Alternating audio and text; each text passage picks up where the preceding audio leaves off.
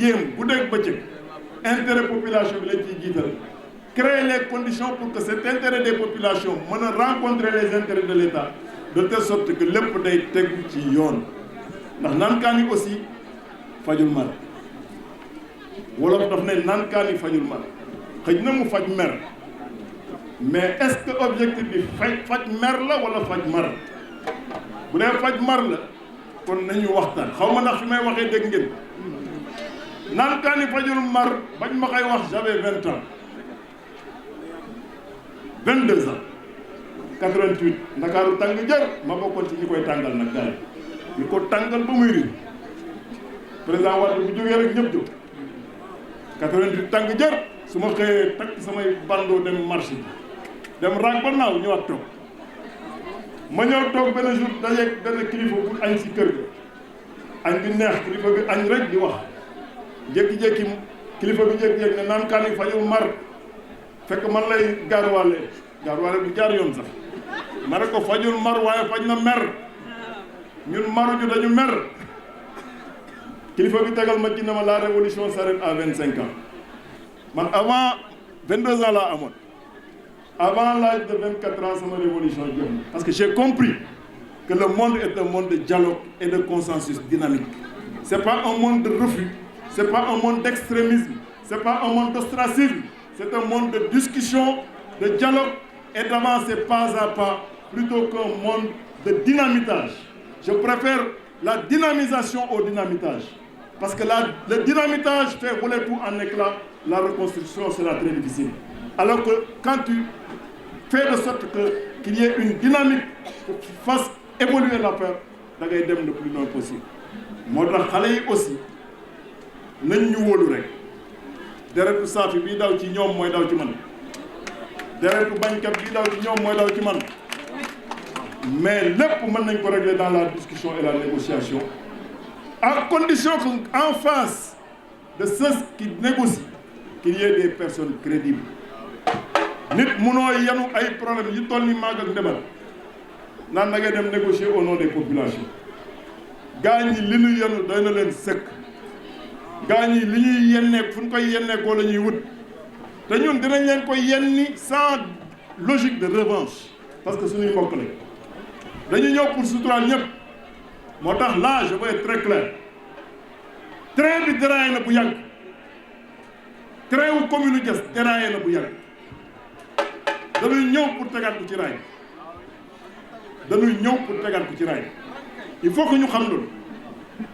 et là je vais être très clair ñun on est ouvert à tout le monde dinañ waxtaan ak ñëpp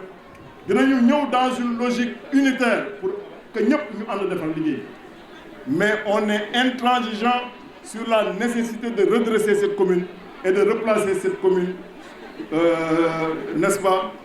sur la rampe de l'émergence et là je vais être très clair à ce niveau kon ci gàttal lii ñu fi teewloo tey jii mooy porter une candidature doyen Assane Mandione rek doyoon na sëkk ci orateur yi Pape Malick mënoon na ciy juux bu ko neexee ñi ma fi lim sànq mënoon nañ ci wax waaye dama bëgg a wax lenn mu leer nous avons un projet communal qui sera enrichi au contact d'autres réflexions mais c'est un projet communal qui est bancal Mamadou Ndione carnet d'adresse à l'international carnet d'adresse dans ce pays carnet d'adresse dans cette commune mën na régler avec l'aide de Dieu tous les problèmes de la localité jàmbaar amul ku yàlla jàppale moo am waaye nag ku yàlla jàppale da ngay nangu gaay dégg naa sax benn waaye démb mu naan na ma mën a ñëw jàppale ñu waa jooju de mag Pape Malick am na lu ñu dund ak moom nous savons que c'est pas quelqu'un de fiable il sait et nous savons du nu wax nag waa jooju bu mu la jaral dóor sa xaj je vais être très clair waa jooju wax bu mu la jaral dóor sa xaj ndax lu mu wax à la seconde qui suit il change comme une girouette et je vais être très clair avec te waa jooju maa ko mag dama ko gën a jeune gën ko coofe comme ni xale yi di wax magee naa ko juróom-benni at wala juróom-ñaari at dafa dooj rek di solu comme ay muskalaf yooyu mais li ma bëgg nit ñi xam mooy le patron de Benno Bokk Yaakaar dans la commune est là dans ce meeting là. dañu dem ci collecte ñi wóolu seen bopp collecte teg Aliou Samba Ciss yàlla na ko yàlla xare ay Aliou Samba Ciss dafa am benn qualité bu nekk ci moom mooy Aliou Samba Ciss li mu xalaat la lay wax xamul woon double jeu xamul woon fëkk jëf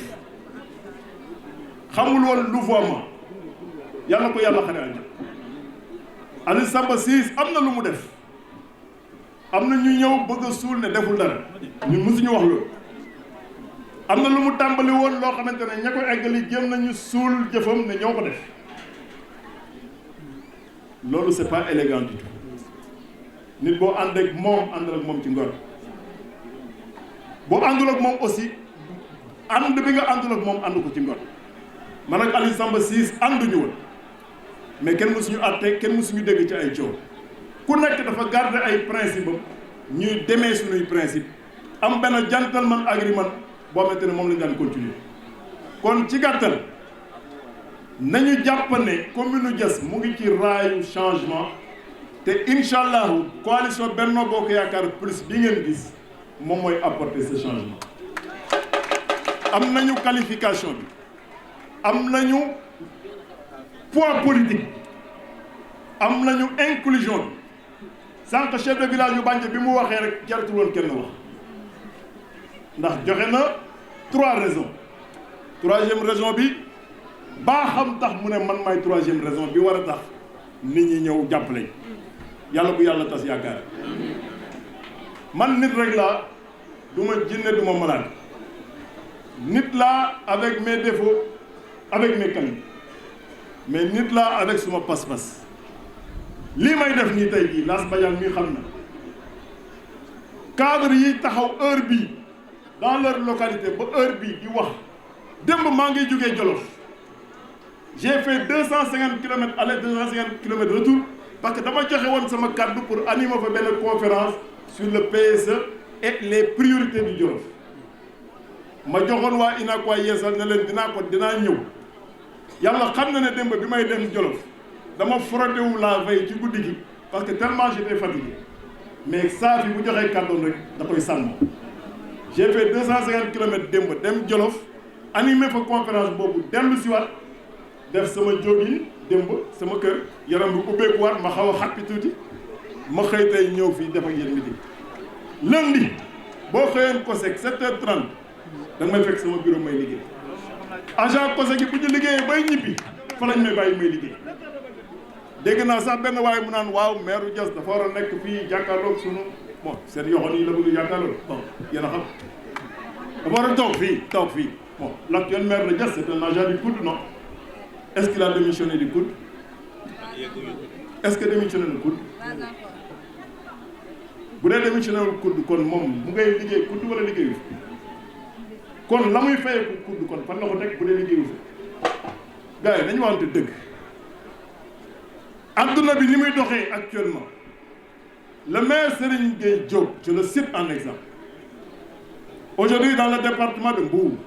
mooy maire bi fi gën a am visibilité en termes de réalisation c'est un maire 2.0 il règle ses problèmes à travers le smartphone à travers son carnet d'adresse parce qu'il a été directeur Nestlé Afrique de l'Ouest carnet d'adresse am boobu ubbil ko lu bëri ci àdduna fu mu voyage day ñot di indi ci commune am waaye gars yi garab bu la sutul mënu la may garab bu dee jàpp ngeen ne am nañu carnet d'adresse bu dee jàpp ngeen ne am na lu ñu xam ci la marche du monde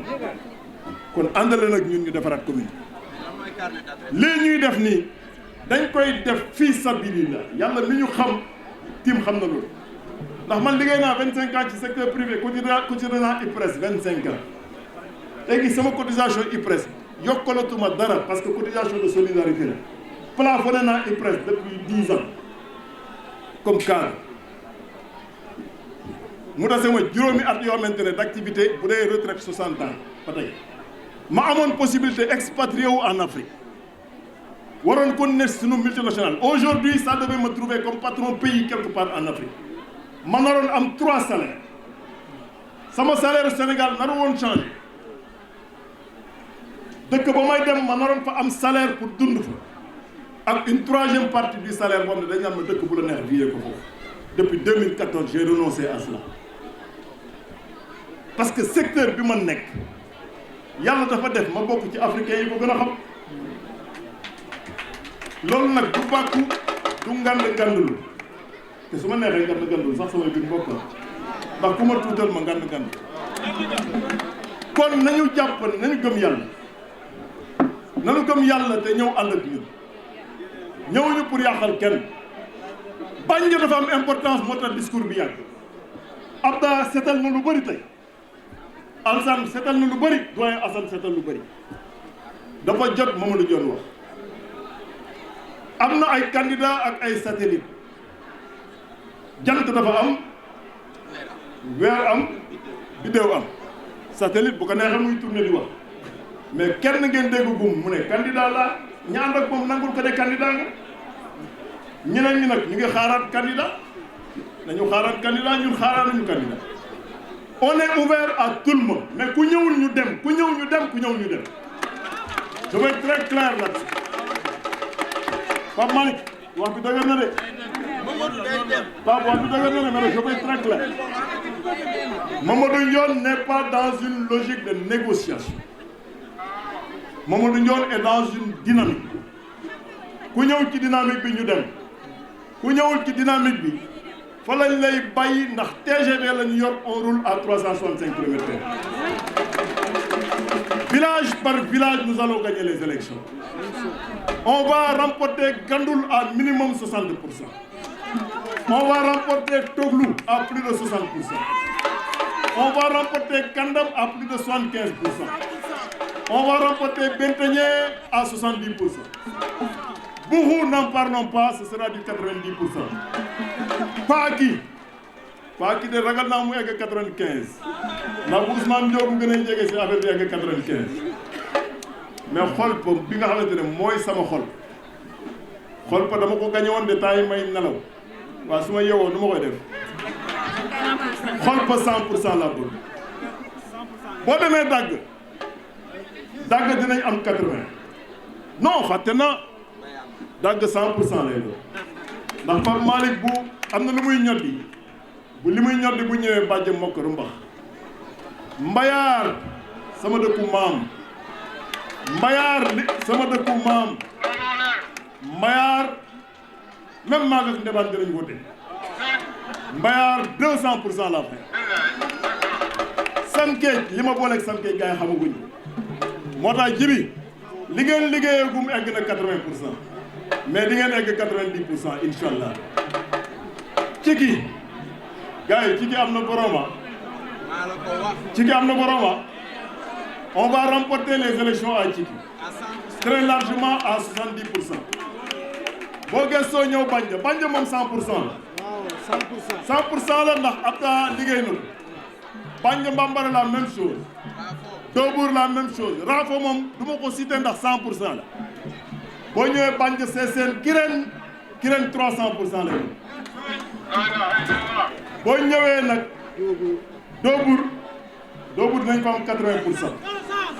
ndax il faut que waa Doobour dem jëli chef de village yi Doobour ndax seen naa ko ci benn meeting temps yi mais Diass Lumbung bi jox turam commune bi foofu nous allons frôler les 90%. Pour dire simplement quoi? Que the game is over. Les jeux sont fermés. jeu bi jeex na ñëpp xam nañu ñu ñooy gagné élection. Ils le savent. Nous le savons.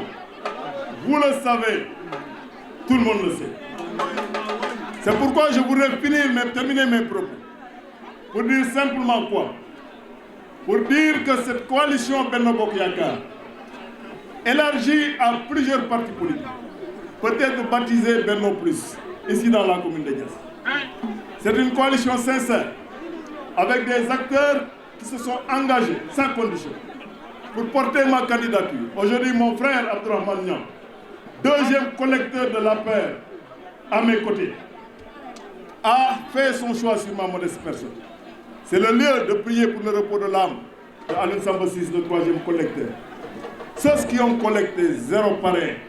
0 parrain, 0 parrain, 0 parrainage pour le président de la République, est-ce qu'ils peuvent se prévaloir d'un poids politique? Au moment du décompte, ils s'étaient cachés derrière leur couverture. Ils ont collecté 0 parrainage dans ce budget. Quelqu'un qui a collecté 0, 0% de 0 égale 0. C'est ce que j'avais appris. Et pour dire simplement quoi?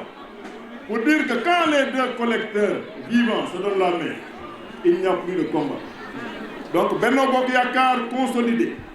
va remporter les élections locales ici à Diass. Conformément aux aspirations des populations, nous allons remporter ces élections. Mais nous allons continuer à lancer un appel à tout le monde. Un appel à l'ouverture, un appel à la générosité. Mais nous voulons être très clairs, nous n'attendrons personne, nous ne sommes pas dans une logique de calcul, nous sommes dans une dynamique. Et cette dynamique ira le plus loin possible. Aujourd'hui, dans la commune de Diass, les chefs de village, les chefs de quartier, les présidents d'ASC, les jeunes, les femmes, tout le monde sait que majoritairement, cette coalition va remporter les élections. Tout le monde le sait. Nos adversaires le savent. Ce qui leur reste, c'est quoi? C'est tout simplement des calculs d'épicier.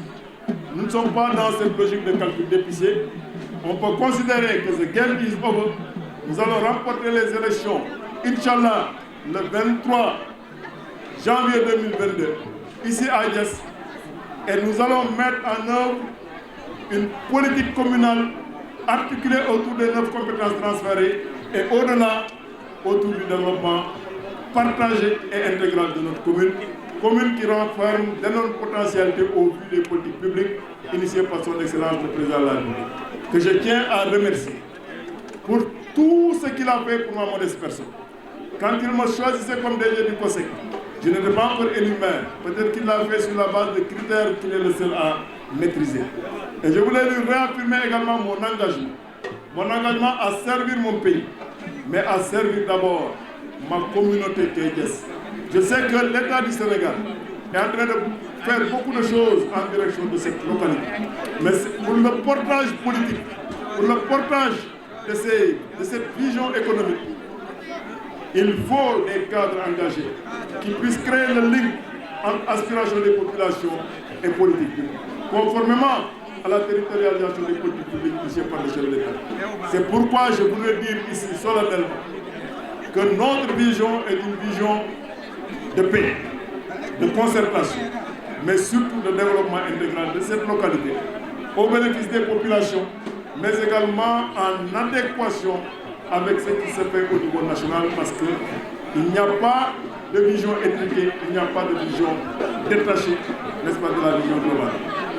Sur la question foncière, je voudrais réitérer ici que dans l'esprit et la lettre de la décentralisation, si une commune fait des délibérations, ça doit se faire, la suite, ça doit être une commission d'attribution, en toute transparence. Aujourd'hui, la vision qu'on a de cette localité, c'est qu'au-delà des délibérations, au-delà des morcellements de terrain, il faut organiser les communautés locales autour de coopératives pour permettre aux jeunes de la localité d'accéder à l'habitat, conformément à la vision globale, n'est-ce pas, en matière de politique d'habitat. Je prends ici l'engagement d'accompagner les populations. Je prends ici l'engagement d'associer toutes les forces vives de la localité pour bâtir ensemble le développement de la commune de Diass. Je vous remercie de votre attention. Merci.